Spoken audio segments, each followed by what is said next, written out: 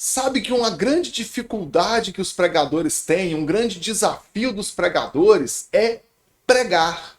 Pô, mas é claro, isso é pregador, que é difícil é pregar. Não, não é isso que eu estou dizendo. Eu estou dizendo que a grande dificuldade dos pregadores é pregar a palavra. Talvez você pense que o grande desafio seja enfrentar a multidão. Afinal de contas, não é fácil você ficar parado diante a um grupo de pessoas, seja de 5, 10 pessoas, 1.000, 2.000 pessoas. Eu já tive públicos grandes assim, de 2.000 pessoas, talvez 5.000. Não me lembro bem quantas pessoas cabem numa igreja que eu já estive, mas um mega templo lotado, todas as pessoas te olhando. E isso sim dá um frio na barriga. Talvez um desafio seja o que vai falar. Você não sabe se as pessoas estão entendendo, se você está sendo muito superficial ou muito profundo na questão teórica. Eu falo teórica é o seguinte, tem a questão técnica do que é o estudo da teologia. E tem aquilo que Deus fala com você, que muitas vezes é uma reflexão simples, mas que nessa simplicidade Deus vai tocar o coração das pessoas. Eu já tive pregações em que eu usei palavras simples e um texto muito conhecido, e algumas pessoas testemunharam depois, ou me confidenciaram que foi muito boa a mensagem, gostaram. E eu entendo que não era eu, que era Deus falando com as pessoas. Já teve outro momento em que eu fui muito profundo, trouxe muito conhecimento, e eu não tive aquela resposta que eu achava que eu teria, justamente por ter explorado um pouco mais as questões técnicas. Técnica no sentido de aprofundamento teórico da teologia. Tá? Mas por que eu estou falando que o desafio é pregar? Porque tem pregador que simplesmente não prega a palavra. O que é pregar a palavra para mim? É abrir as escrituras, ler o texto bíblico, interpretar o texto bíblico e fazer uma aplicação. Porque muitas vezes o pregador te explica todo o contexto ali, histórico, cultural, teológico, mas e daí? Qual que é o objetivo disso? O que eu vou fazer com essa informação que você está passando para mim, pregador? Então, eu preciso abrir a Bíblia, ler o texto, explicar o texto e aplicar na vida das pessoas. Então, quer uma aula de pregação? Tá aí. 3 coisas você tem que aprender. Abrir a Bíblia, ler, interpretar, aplicar. 4 coisas. Fez isso, pregou o Evangelho. E aí eu falo para vocês que o grande desafio de muitos pregadores é pregar o Evangelho. E é o que muitos pregadores não fazem. Sabe por que não faz? Porque não tem objetividade. Pega o microfone e escutou alguém dizer que é bom quebrar o gelo, falar uma coisa divertida para tirar aquele clima de tensão que há no começo da pregação. E aí o pregador vai lá e conta uma piadinha. Gente, não tem problema contar a piadinha. Às vezes eu estou muito ansioso e eu falo qualquer coisa que tira uma risadinha ali das pessoas, tira um pouco do meu estresse e facilita um pouco na hora de falar. Só que a pessoa conta uma piadinha, conta outra, conta 2, conta 3 e passa ali metade do tempo da pregação contando piada. Uai, pregador, é concurso de stand-up? É a apresentação do seu show de comédia? Ou é a pregação da palavra de Deus? Outra questão. Por exemplo, eu fui convidado para pregar em uma igreja.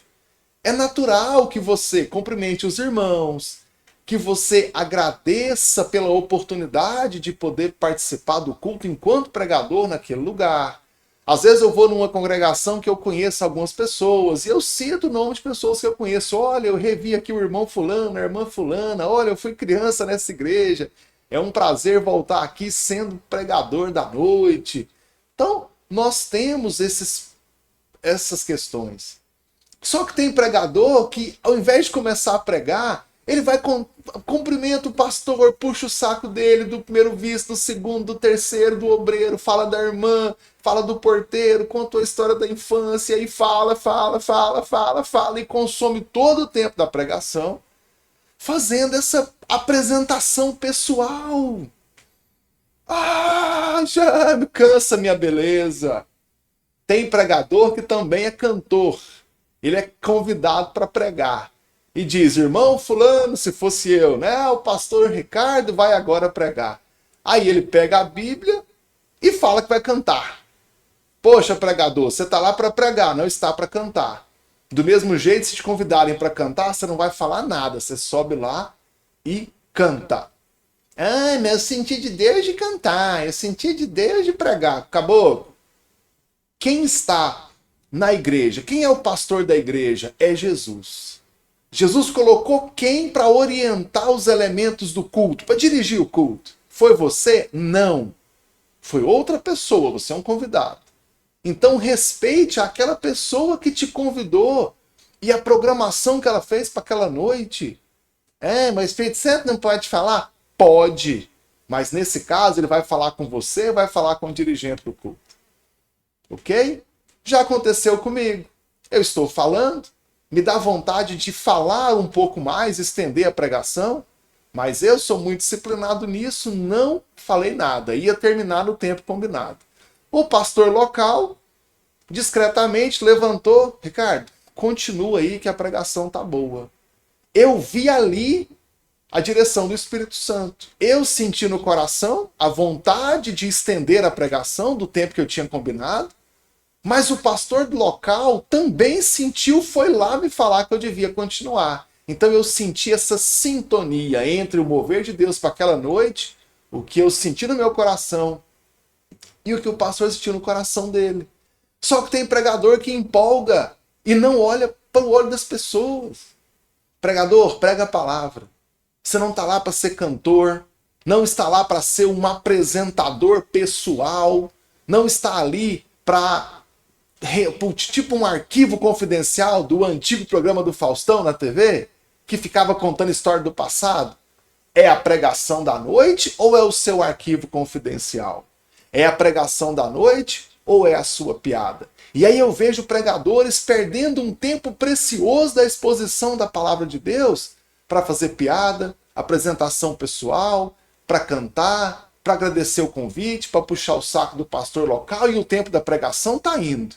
Quando o tempo acaba, você fez tudo, só não pregou o evangelho. Acontece que as pessoas que se reuniram naquele culto não se reuniram para ouvir a sua piada, nem a história do seu passado, nem para te ouvir dizer que conhece meio mundo naquela igreja. Ou foi lá, vieram para ouvir a palavra de Deus. E é a sua obrigação oferecer a pregação da palavra de Deus. Até porque a pregação é mais importante que você. A Bíblia é mais importante que você. A sua história de vida não salva, a sua piada não salva, a sua saudação interminável não salva. O que salva é o Evangelho de Cristo. O que salva é o Evangelho da salvação. E você privou aquela igreja naquele dia do Evangelho da salvação porque você estava contando historinha do seu passado. O seu passado não é importante, nem o meu. O que é importante é a pregação da palavra de Deus. O que é importante é que a voz de Deus seja falada. E para isso, eu preciso da exposição das Escrituras. Eu preciso da exposição da palavra de Deus. Então, pregador, faça isso. Por isso é que eu digo que o maior desafio do pregador é pregar a palavra. É não se perder nesses pequenos deslizes que acabam sendo muito grandes. E simplesmente pregue a palavra de Deus. Te faço esse convite, reflita sobre isso. Se você está sendo um pregador da palavra ou está perdendo tempo, como se fala no meu estado de Goiás, enchendo linguiça. Não faça isso. Pregue a palavra de Deus. Leve o evangelho da salvação às pessoas, porque é para isso que Deus te chamou e para mais nada. Então, para fechar, pregue a palavra.